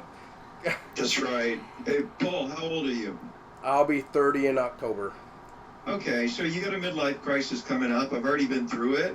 And probably if an older guy's talking to you, that's what they're saying is, don't screw up. When you go crazy in the head, get a damn motorcycle. Don't screw up your relationship. That's what they're saying. Right. Because Tessa's worth it. I can tell that just listening to you guys. I agree with him. I'm going to add my voice too and say, you better not mess this up. All right, Bill. Well, then in that case, if you want, I can sign some type of paper that says, Bill, I give permission to Bill Oberst Jr. to come beat the crap out of me if I screw things up. And I can bring the fireman's axe that I used in Ditch Day Massacre. Oh, yes. That's not encouragement to screw up. That's a warning. And that's by a the warning. way, that was a real fireman's axe, and you have no idea how much fun it is to swing a real fireman's axe and chop down a door with it. It was quite a rush. Well, hang on a second, Bill. Don't. Well, to add to what Grant said, he's like it's very seldom nowadays that you find someone that just vibes with you so well. And he's like, she loves horror. There's not many women out there that love horror, and she loves horror. He's like, you better hang on to her. You better not screw this up. Okay. Right. He's gotten multiple threats. He's like, do not screw up your relationship with Tessa. She's like perfect for you. Don't Good, screw this up, man. Tessa, men are stupid. You know that. Yeah. I've had my fair share. Stupid. I've had my fair share of dealing with stupid men, but Yeah. but I believe that Paul is intelligent, and he's not going to screw what he has up with me. We've already had, like, this kind of talk anyways, and he knows what he has with me he will never have with anyone else, and that Yep. I am the perfect woman for him. I love it. And that is kind of one of the reasons why we started this podcast, too, just because me and Tessa here love horror so much that we were just like, what if we did a podcast to help make us more socialized, and because we talk about our love of horror that we have. Yeah. So then that's what we did. I mean, our first episode isn't the greatest, but it would... But we've grown since then, and people just love, like, our energy that we have with each other when we do this. Yeah. Yeah. And then you might as well It's throw natural. in our, as you say, our son, which is the cat, because... I have a cat. He's 12 years old. I've had him since he was 4 weeks old. He's pretty much my baby. I pretty much raised him. His mother was sadly killed by a truck driver, and I bottle fed him and everything, and he's grown very attached to Paul, and he's never been so taken by a male figure before. Merle's usually pretty protective of me. He usually doesn't allow another male near me, but he just absolutely loves Paul. Yeah, like... Which says a lot. Yeah, like, Tessa can even vouch for this, where sometimes I can get home from work and I'll go on my laptop to work on something, whether it be podcast or writing for my book or whatever, and then Merwin had to always jump in my lap and lay down on the keyboard on my arms, and I'm like, Merwin, your daddy is trying to get stuff done. He's he's just like, nope. Nope. And then he'll have to bug me to go out now. That's a new thing now. He likes being outside. He was always used to being indoors. So now he's got to bark or meow, a.k.a. bark like a dog, to go out now. So it's been quite an interesting thing. So yeah, he's like my baby boy in a way, I guess now, since he's like our kid with fur, for lack of a better word. I have 2 Dachshunds who right now are staring at me saying, "We can go out now, right?" So I understand. Yeah. Yep. Well, I think you'll have fun with these next questions, Bill, to be honest, because You've already technically answered one of them. some of them, yeah, but we can get more into detail with it. But, yeah, so Bill, my question is, how was the experience when you were on set with Ditch Day? And for your listeners who may not be familiar, this is a movie which was originally called Ditch. It was retitled Ditch Day Massacre. And you can look it up on IMDb. I believe it's online in various places. And I played Vic, who's a gentleman whose daughter was killed by a drunk driver. So he comes after the drunk driver, now a teenager, and her friends when they are ditching school. That's the title, Ditch Day Massacre. And his chosen weapon is indeed a fireman's axe. It was a lot of fun. It really was. Chopping down the door was great. And I really liked this role because my character was an ordinary guy, and he was traumatized by this event that happened, and the only way that he could continue to live, he thought, is if he concentrated his whole energy on getting revenge. So the beginning of the movie, he's holed up in this abandoned house, and he's working out, and he's just totally ready to do this, and it's on the anniversary of his wife's death. It was a fun role. I really enjoyed doing that movie. Yeah, we could definitely tell. Oh yeah, we could tell that you were really into your role as Vic. Like you portrayed your character so well that it was believable. Yeah, which I think I even told Tessa, like, you do realize, like, this is probably would be me if you and our kid were ever taken away from me, right? And she's like, yeah. Well, that's the interesting question, we tend to, like, if it's a revenge killing, like, this guy murdered this fella, and then you learn, oh, well, that fella killed his kid. You cut him a little more slack. Right. Should we do that? Is it still wrong? What would you do if it happened to you? So the movie kind of, in a fun way, touches on some of that. The director was Joe Hendricks, a young director who does a lot of commercials in Europe, and he likes little weird touches, like he had me eat apples throughout the movie for no reason at all. The first movie I ever did with Joe was a short in which he had me wrestle a chicken in a tuxedo. So he likes odd, strange things, and that was fun.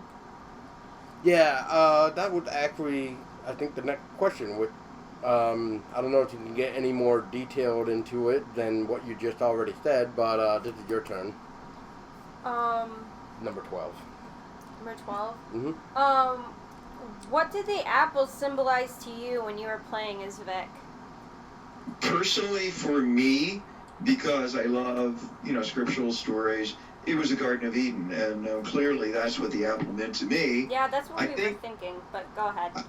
Yeah, okay, me too. Yeah, okay, then we're together on that. I didn't think it needed any explanation. I haven't seen the final release edit, but in one version of the edit, they went back and had an overdub of a little girl saying, "Daddy, climb up higher, give me an apple," which I didn't like at all. I liked it better when it was unexplained. I like letting the audience figure things out. Yeah, they definitely took that out. Yeah. To me, that's what it meant. Okay. I do know probably one part, Bill, that you're probably not going to be too fond about because it was actually taken out in Europe. So, listeners, once again, I'm going to say this right now. This is a spoiler alert because if you haven't seen it yet, then you might want to just skip ahead like a minute or so. You might want to do that. So, Bill, that one scene where it was you and your kid, when you finally learned that the other guy there, what was his name? Was it Norman? or something. I'm trying Are to you remember. talking about the cop? Not the cop. It was you Vic's son Oh, there. Vic's son. Anyway, What it was was it, right Matt? when. It was right when they were in the garage scene, our favorite scene. Oh yeah, the weed whacker. The weed whacker and the Yeah, chainsaw. and the chainsaw. They actually, I guess, had to edit that out, Bill, in overseas. In Europe. They because it was too censored- violent? Yeah, Yeah. they censored it. Like, Yeah, they they took censored it. it. Well, the original idea on that was to use a weed whacker because Joe, the director, who likes eccentric things, thought, I've never seen anyone killed with a weed whacker. So we had the dummy hung up with all the guts inside, but the weed whacker actually wouldn't cut through the shirt well enough. It was just kind of catching in it.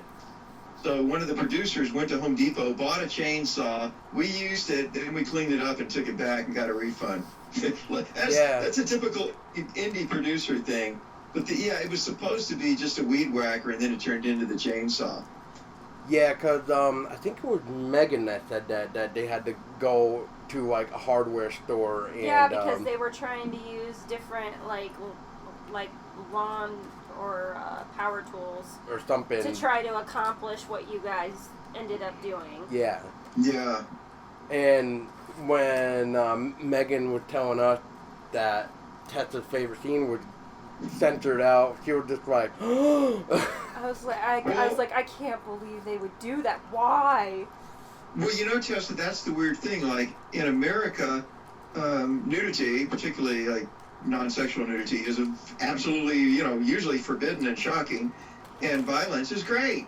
And in Europe, it's exactly the opposite. Like, guts spilling out of, a guy's intestines fall on the floor, we're like, oh, yeah, sure, whatever. But in Europe, that's a horrible thing. Yep.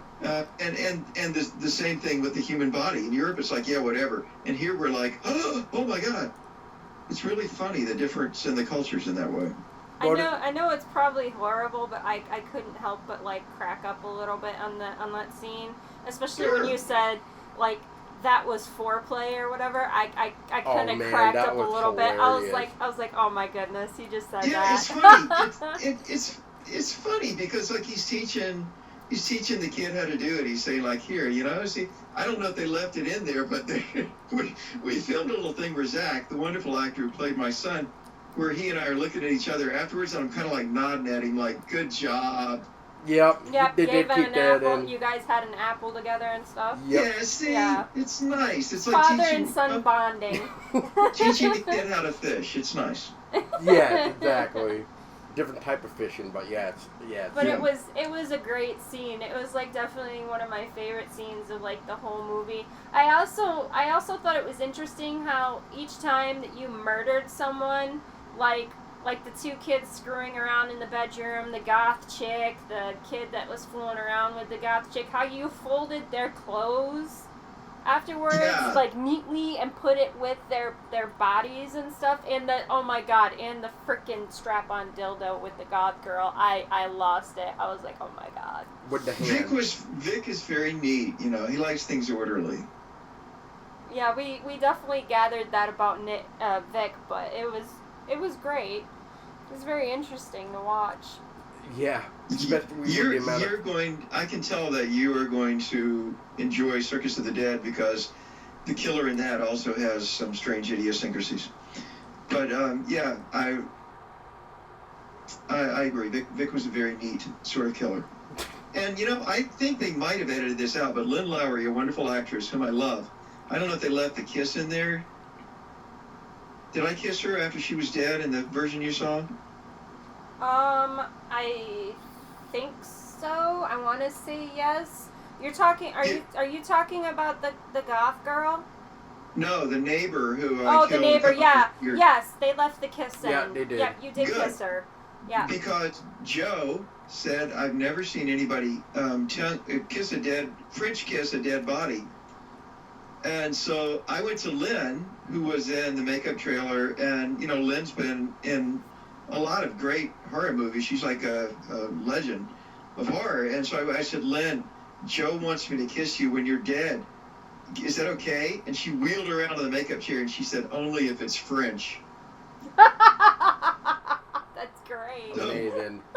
So I don't know how much they left in, but Joe really had me go for it. I mean, there was tons of plenty. And so she had to be dead because she couldn't move at all.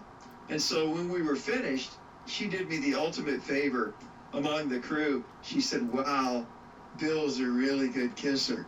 And I was like, yes! That was a lot of fun to do too, that scene. And Pandy Suicide, who played the goth girl, Yeah. she amazing to work with. I loved it. Nice. Yeah, I was trying to figure out where she's from, because when I saw the word suicide, I was like, wait a minute. I was like, I don't know why it would bring me to think like Suicide Girls or whatever, but I was like, yeah. There's a whole group of girls who are models who are known as the Suicide Girls, very goth. Their studios in Hollywood, and they take pictures and, you know, have pretty big following. Pandy's got a big following herself. And that's pretty sweet. I'm trying to think. So when we were also interviewing the people from Dissecting, both the writers and producer, which was Daniel and Ryan Coughlin and Megan Waters, they were also saying, like, when you were welding the fireman's act, that you broke like 4 doors, I think it was. Well, yeah. So here's the thing, guys. One, never let a film crew use your house. Let me just say it once more. Never let a film crew use your house. Especially an indie film crew, because they'll say they're not going to break stuff, but they are. Well, and then, number 2, actors are sometimes clumsy. And I am notoriously clumsy. Anytime there's a fight scene, somebody's going to get hurt. If I'm swinging something around, something's going to get broken. So, yeah, the gag on this was, the kids are in there making out, and I'm supposed to chop through the door, stick my head in, and then come in and kill them. And so we had a fake door, but it was we're in somebody's actual house, so they hung the fake door for me to bang through, and I'm supposed to just hit the doorknob, knock the doorknob off, and not hit the door frame. Uh-oh. And it was really tight where we were filming it. I said, guys, the axe is going to hit the door frame. They're like, no, it's going to be fine. It's like, guys, it's going to hit the door frame in the moment, because, you know, I get worked up. And sure enough, boom, there we go. I think they ended up replacing the door frame. So, yeah, an actor who really gets into character in a real fireman's axe is not always a safe combination. I think I accidentally skipped over this question, which I'm going to let you take. Maybe we've already did it, but I really don't think we did it. 11? 11. How did you prep yourself to get into character for your role as Vic? That was pretty easy for me because, like everybody else, you know, I have people I love, animals I love, and I just thought, what if someone had, through their own stupidity, and even worse, if they're intoxicated or high, killed someone or something that I love? How would I react? And so Joe Hendrick and I, the director, talked about this, and we agreed that, you know, you would go apeshit. Even if you had been, you know, the most normal person in the world, you'd go apeshit. And that's why Joe added this bit at the beginning, which really, really helped the character for me, is that he's been completely preparing for this. He's doing military push-ups, you know, he's taking cold showers with a bucket. He's just like, he's turned himself from this mild-mannered businessman into this hardened warrior so that he can go do this thing. That's what it was for me. Yeah, because once again, I want to say it was either Daniel or Megan that said that when you were Vic, it took you a little bit to like come out of character as well, from what I think they said. Yeah, I hope that that's true. Otherwise, it wouldn't register as real on screen. Yeah, that is true. That is true. I guess we're going to have to do this again. Do you want to do the last question, or do you want me to do it again? That's 13, right? Yep, lucky 13. Hey, before you do the 13th question, I must ask, did they tell you about the dog getting into the blood? on the set of Did? No, they did no, not. they did not. Why don't you tell us about it? Speaking of never let a film crew use your house, I think that the house was rented, I think, from a cousin of someone involved with the movie. There was some family connection there. And the rule was, don't let the dog get anywhere near the filming, and you can only use certain rooms. So we had plastic tape wall to wall so we wouldn't get blood anywhere. So the dog gets upstairs, gets in the fake blood, rolls in the fake blood, and then traipses all over the house. So we got bloody footprints and a bloody dog, and the fake blood doesn't come immediately out. Like, you can't wash it out of a dog. You just have to let it grow out. So, yeah. So now you have to say, hey, there's kind of blood all over your house, and the dog, well, he's pink for a while. Speaking of pink, let's take a second and remember this film back in the 80s, if I'm remembering the year correctly on this film, Suspiria. Look at the pink blood of that film, where you really could see the pink blood, with I crack up every time seeing, with the lady that hung herself, and there's blood dripping out of her mouth. That is so pink, it's like, you just know it's not real. But I just had to throw that in there. Speaking of random memories, you make me remember that in my first year in LA, I was doing everything.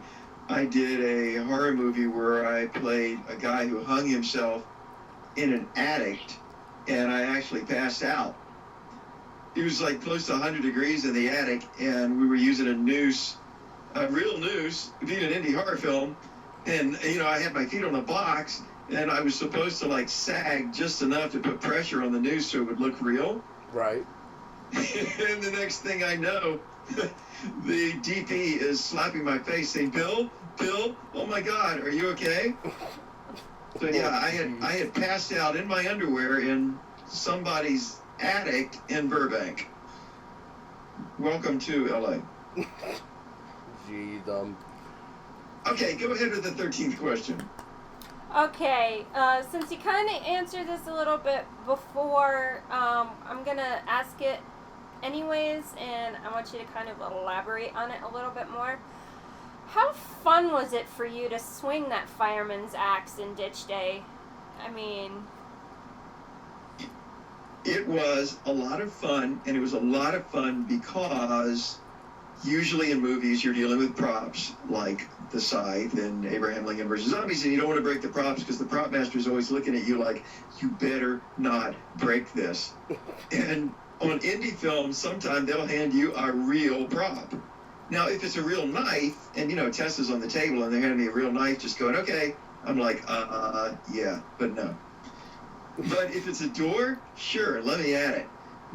So yeah, it was fantastic to use a real prop like that and to feel the heft of it in your hands. It also made me think of the frightening power that someone would have. If they're coming through your door with an axe, you don't have much time to react. no. It like, bam, and you're in. Oh, it was a heck of a lot of fun to do that. Would you do it again?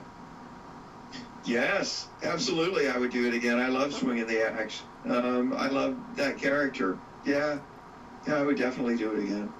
So is it safe to assume that the fireman's axe is like your favorite weapon you've ever wielded in a movie?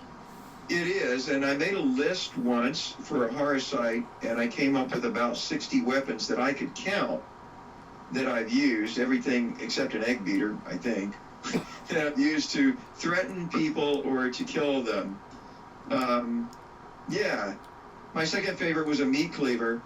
But the trouble with a prop meat cleaver is if your hands are slick with blood, it can fly out of your hands, which it did.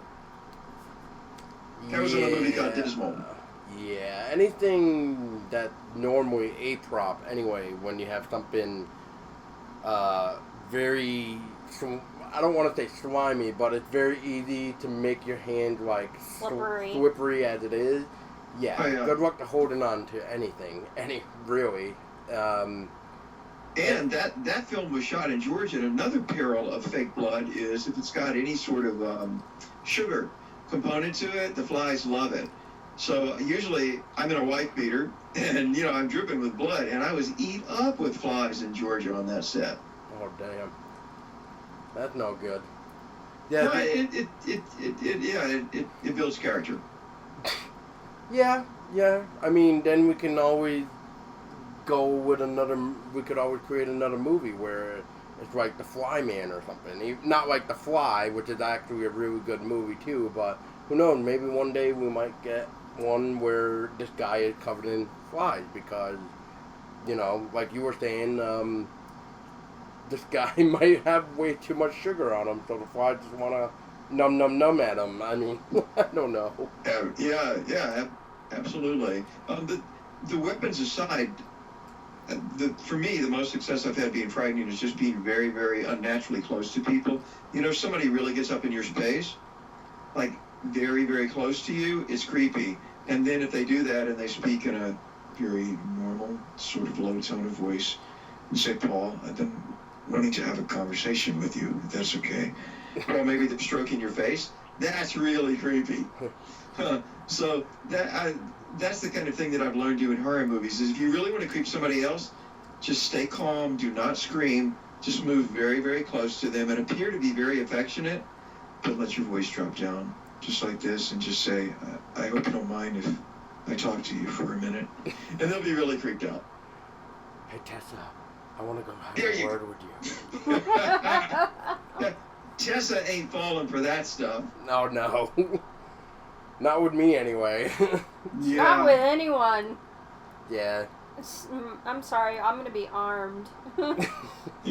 I'm not stupid. I've seen enough horror movies to know. Yeah, why doesn't the girl ever kick the guy in the balls, Tessa? Because that's how you stop a male. I don't know. I asked the same question. Just like with certain movies where the girl will run the opposite direction of the front door and run up the stairs instead of run out the freaking front door. I'm just kind of I'm like, what are you doing? Just knee the guy in the balls and go out the front door and run like hell. Right, if he's got testicles, that will drop him temporarily. I don't care if it's from Mars or from hell. If it has testicles, you can drop it with just one knee. There it is. But then I guess the scene would be pretty short. Yeah, that is true. But then again, wouldn't that create it so that the guy's more pissed off now? Like, oh, you're gonna get it now, kind of thing. I would be, yeah. I would like to see that. I love intelligent women victims. If you're gonna have a woman victim in a horror film, which sounds kind of troubling to say, but there are a lot of women victims, I like them to be smart and to be able to do things like kick the guy in the balls. He is gonna get more pissed off, you're right. Yeah, like Sigourney Weaver, she knew exactly what needed to be done. Her role in acting is, I mean, to this day, I believe every time she acts in those Alien films and everything else that she does, I mean, she's such a great actor. She's very believable. While now you got females that trip over nothing and. I don't know. I mean, Bill, so I know it's not on here, but I'll just throw it out here too. But so in your own opinion, how do you like horror nowadays compared to the past, if you know what I'm trying to say? Well, there's a lot of good stuff that's being done. Get Out was fantastic. There's a lot of creative good stuff being done. So I would tend to think that maybe we're on the beginning of another semi-golden age of horror. I hope so. Yeah, I hope so too, because I mean, I'm kind of definitely not liking movies nowadays where you can predict the ending, and when it happens, you're like, I thought it was coming. Surprised me. That's the main flaw, I think, in modern day horror, except for a lot of indie stuff, is not predictable. But people want to be safe, and they don't want you spending so much money on these movies. They don't want to take any chances, and so they give everything away in the trailer. So all your plot twists are right there, and there's no surprise. Yeah, and that ruins the entire movie.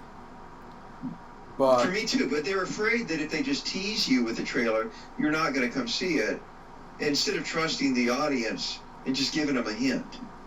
well, it almost feels like some movies too, like people can tell you, like with the new Alien film, they make the audience feel like you're stupid, Mm-hmm. and you know, we know we're not stupid because we're gonna catch on to the dumb things that these guys shouldn't even be doing, like Right. like you know, landing on a new world with no detective equipment on themselves, and yet they're, you know, the bad things are going to happen to them, and then they're like, oh, maybe we should have had some type of protective equipment on us. Yeah, maybe. Yeah, I mean, I don't know. There's just some films where I'm just like, once again, I'm just like, man, I don't know if this is like bad for horror or if this is really good, but I mean, I guess I just love horror too much where some movies that can be bad are still good to me, as long as Yeah. it's done right. Oh, me too. I love things like Gargoyles, the TV movie from my youth, which, the suits aren't great, but one of the gargoyles rides a horse, and that's just pretty damn cool. And so I'm good with the whole movie and can overlook a lot of stuff just because I like the gargoyle on the horse. So yeah, I'm with you. Yeah, that what you just said just made me tilt my head, like gargoyle on a horse. Hmm. See, yeah, Yeah. I like that. Yeah, like Makes you that's think. definitely something I've never seen. So yeah. I like the 31 Frankenstein. I like for the one scene where Karloff silently reaches up for the light, and it's the first time he's ever seen light, and you can see in his eyes that this is something wonderful and magical, and then they shut the damn light off in his face and start torturing him with flames. Yeah. And it's such a metaphor for life, you know? Yep. It's something beautiful. Nope, you get flames instead. Right. And there's a lot wrong with the movie. You can see the backdrops folded in some places, but I can overlook it all because there's that one beautiful moment. Right. That's like when we were interviewing Grant, I was telling him my own opinion about his latest CD release for his Halloween music, and I'm like, you know, I didn't really feel like this was like Shadow Sympathy.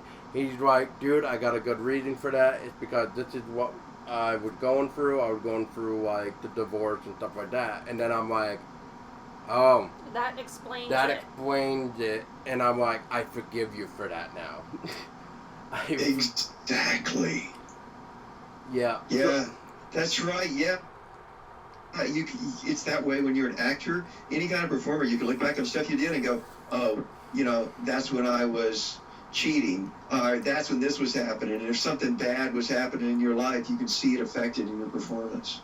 Yeah, and it does take a toll on you, because, I mean, I don't know, like, with you, Bill, but, I mean, I bet there's times where you kind of look back and you're like, man, I remember when I was not in my head doing this, or Yep. or something like that, or this was, like, one of the best times because life was doing good and stuff, and, I mean, yeah, I mean, we all criticize ourselves in a way where we try to, like you were saying earlier, we learn from our mistakes, and that's the best way to do it. That's right. There are movies that I did where I've got one look that's fake, and I know it's fake because I really wasn't ready for that take. And the rest of the performance may be okay, but for me, I don't watch the movie because there's that one take that I know isn't true. But it embarrasses me so much that I remember, don't do that again. Don't do it again. Yeah. But you guys have been really great to have me. Thank you so much. This is just a fantastic conversation. Well, thank you You're very for... welcome. Thank you for giving us your time. I mean, it's amazing to actually be talking to an actor that we actually really both enjoy watching in films, and you're just a really awesome person and a great human being, and it's just been really great talking to you. And Yeah, and Bill, if you ever come our way to Vermont, me and Tessa will definitely have Take you to take Silver you Lake. to Silver Lake so you can experience it yourself. The Silver Lake looks like a beautiful place. Thank you. Thank you, guys. And check out Circus of the Dead and Coyote, two of your listeners. That's probably the two most disturbing things I've done for true horror people. Now, is Circus of the Dead out yet? Or Yeah, it's out. Okay. Do you know, is it on Amazon or anything? Do you know where people could possibly find it? Yeah, it's on Amazon. Okay. And it's got, mostly fantastic reviews. One of the best reviewed things I've done. But it's a little bit offensive and very disturbing. Okay, well, alright, speaking of reviews, I don't know now, I have to say it, but when it comes to certain things with reviews, and Bill, you're more than welcome to give your opinion as well, and Tessa, same with you. But when it comes to reviews now, with either it being a movie, game, whatever, I really don't like to read them because sometimes, well, let me rephrase that. I don't really like to read them because I am so damn picky with what I even watch and listen to that everybody's different with everything. And people don't have to remember. People are either going to love it or hate it. And I mean, like, I'm trying to think of a good example right now. Like, everybody that I know, they never cared for Cabin in the Woods. I love Cabin in the Woods. Maybe because the stoner actually is the smartest one out of the bunch, maybe. I don't know why. I just know that it was something very unique in my own opinion. But, I mean, I had a blast watching Cabin in the Woods. But yeah, Bill, do you have anything to say about reviews at all? Yeah, I do. Is that when people write reviews, one of the things that really helps me as a viewer is I don't need to know the whole plot. Many times they'll say, this happens and this happens, and then Tessa goes into the kitchen, and Tessa comes back from the kitchen, but Paul didn't really know she was... I don't need really any of that. But what I need is the idea behind the movie and the feeling that you got from watching it. I think that's the most helpful things. Like, Cabin in the Wood made me feel this. It brought up these images in my mind. It seemed to be about this idea. But that's less... I don't see that as often as I see, in this movie, this, and this happens. You know what I'm saying? Yeah. Like, it's almost like you have to give out the whole movie in the review while, like, not really saying how you really felt about it. You're just like... Yeah, that's what I want to know. I want to know, like, how did it make them feel? And that's much more important to me than, I think some of the cinematography was off. And, well, of course, some of the cinematography's off because it's an indie movie. Right. And all the acting's not going to be fantastic. But how did it make you feel? If right. You're taking the time to write about it. That's what I'd like to know. Whether they like it or hate it, they can say, I really did not like this movie because it made me feel this. I can totally respect that. Yeah. I just feel like a lot of reviewers, or... The one that I really love is the reviewers that are not in the genre and they got a bash on it. Those are my favorite ones to read, where they're not really into horror, but they got told to review it anyway. Those are the fun Exactly. ones. I have had those. I've had those who say, this was a total piece of disgusting trash. Everyone was murdered, and there was blood flowing, and it was dark. And I'm like, dude. Yeah, there's no point to this. Why everybody got murdered? Blah blah. It's like, oh boy. Do you even know what genre? That would be like reviewing a romantic comedy movie and saying, well, everything just ended up well, and the boy ended up getting the girl. Yeah. That's the freaking point. Like, yeah, that's right. Maybe you should have a website that says that'sthefrickin'point.com. That's exactly right, Paul. Like, every genre has its rules. Yes. Just like, especially in a horror film when it comes with found footage, which, Bill, I'll have to send you the link to it. But I was in a short with a horror film. I was the known cameraman who always died. But I mean, I showed Tessa it the other night too. She loved it. That's actually going to be an episode I want to do. I want to sit down with some of my friends and review that short. And I know when it gets to my tale, I'm going to have to be like, okay, you can tell me that my acting sucked or something. I'll take it. I know, like, whatever. But found footage doesn't really have any rules compared to something like this day. Because with found footage, you kind of have a little bit more freedom, per se. Because Bill, you can correct me, but have you not been in a found footage film at all? Oh, yeah, I've done found footage, a couple of them. Blackwater Vampire, and the one that I starred in was Children of Sorrow. Okay, I played a cult leader, and the whole thing is done with found footage. The problem with found footage sometimes is that there's a shot you really want, but you got to justify the POV. That is true. But other than that, you're right. There aren't as many rules in that genre. Almost anything can happen. Yeah, and I'll just give you a little taste of, like, the film that I'm in, but it was called Dead Static. It was based off of 3 locations here in Vermont that are classified as haunted. And the first tale was called Emily's Bridge. The second tale was called Greenmount Cemetery. And the third one that I'm in is called Pittsford Haunted Hell. But I mean, in my own opinion, I enjoyed it because technically you could say it was like my first time ever acting for like a film, even though it was found footage. But I still had a blast. I still talk with some of the people that I've did that film with, and then the other people who like actually wrote, directed it, and all that stuff.